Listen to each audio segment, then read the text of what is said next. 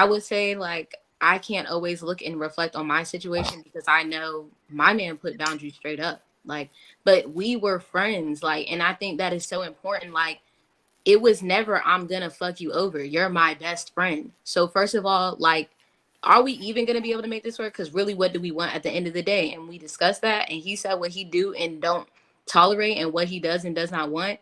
And we have been straight since there. Communication is like top notch over here in terms of like we're always going to hear each other out in terms of how to make each other happy. I understand that for 24-year-olds that might not be the normal, but and like even when I watch podcasts all the time, it is always, well, women don't take accountability and men don't take accountability. But in reality, would it not be better if both put boundaries from jump? Like, is that not the solution that both come forward? Right. So the would be, but conversation shouldn't always be revolved on how bad we are. We already know we're really bad. Like it's very crappy out there.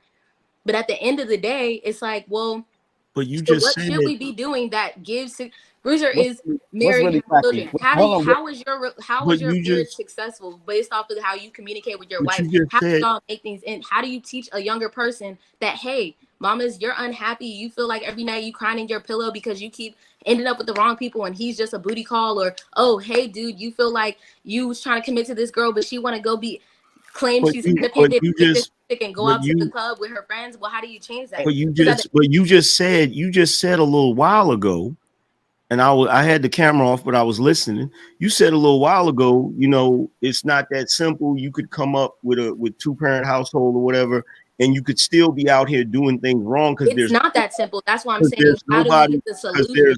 because there's nobody. We just gave you the solution, but you don't even realize it. You dismissed the solution because you said that we don't have a culture of people to tell these women that what they're doing is wrong, and that's not true. We do have a culture of people telling these women that what they're doing is wrong, but when the moment we say it, what did you just say a second ago? You said you don't have to keep telling us how bad we are. Yes, we do. We have to keep telling you until you But finally this whole conversation ends on. I'm not saying that. Of course, you have to address a problem. So we could start. You could put a clock in 5 minutes. Usually, is going to be taken up addressing the problem instead of the first 30 seconds saying, "Hey, y'all don't submit or you don't let the man play their role. This is how you fix it." That's 10 seconds saying what the problem is, and the rest of the 4 minutes and 40 seconds saying what the solution is. All I'm saying is, at the end of the day, yes, we know that. The same way we know that there's men that have good women at home that still the need to okay. Hold on for a second. Hold on. Time so the audience can better hear. Hold on for a second. Okay, first of all, here's the problem. Men are supposed to be leaders, right? Okay, you got to stop telling us what we can and can't do when it comes to correcting y'all. Period. If he wants to talk about the issues for 5 minutes, then he can talk about the issues for 5 minutes. He wouldn't even be able to talk about the issues if the issues weren't there. Because here's the reality when it comes to dating and mating and all this. The average woman doesn't give a damn about a man's happiness. And that's the reason why on those dating sites, they're listing off the things that they're not going to tolerate, because they believe that you being with them and doing for them is a given. They believe it's your responsibility. Half the time, they don't even like the dudes they dealing with. They just with them because there's some benefit to it. This is how guys end up in sexless marriages. So this is a reality. The reality is there are a lot of guys that are not going to set boundaries. I tell guys all the time to set boundaries, but they're not going to do it. And the reason why they're not going to do it is because they know that if they come on from the beginning, setting a boundary, 9 times out of 10, that woman is not going to deal with them, because nowadays women are not used to men setting boundaries with them. That's just a reality. But Angryman, how are women going to get He used deserves to men everything setting he boundaries gets. if you all shy away from it from fear of losing pussy? One at a time, so they can hear. How are men going to start setting boundaries and women going to start accepting boundaries from men if every man is accepting, oh, I'm not going to give any boundaries because women aren't used to that. I wasn't getting any boundaries up until my last relationship. They let me do whatever I wanted to do, so I did whatever I wanted to do without knowing it was a problem.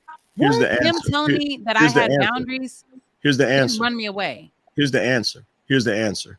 The same way us men know that there are certain things we have to do to be considered good men, for women to want to be with us. In other words, we have to, you know, have a career. We have to be able to handle our business. We have to be able to provide, be able to protect. The same way we know all of those things and we're putting our best foot forward to get a woman to be with us.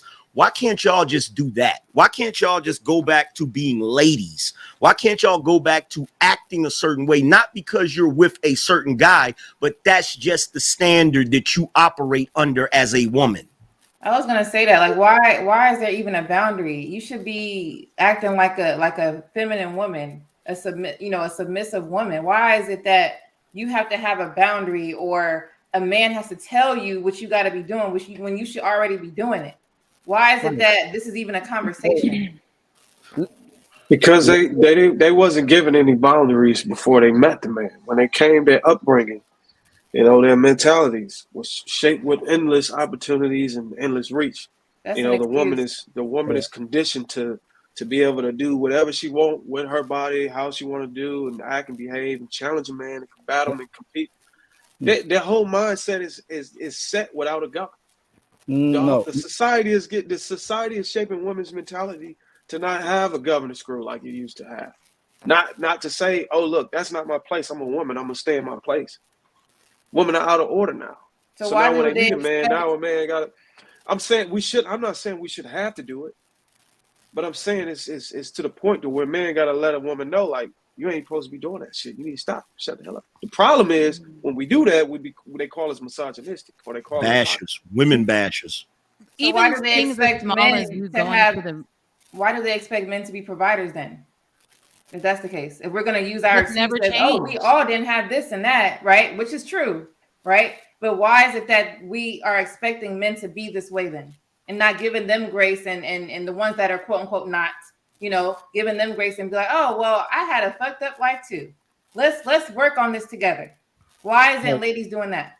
Like, watch this. Just like they're sorry. Watch this. Watch this. Ali, let me ask you a question.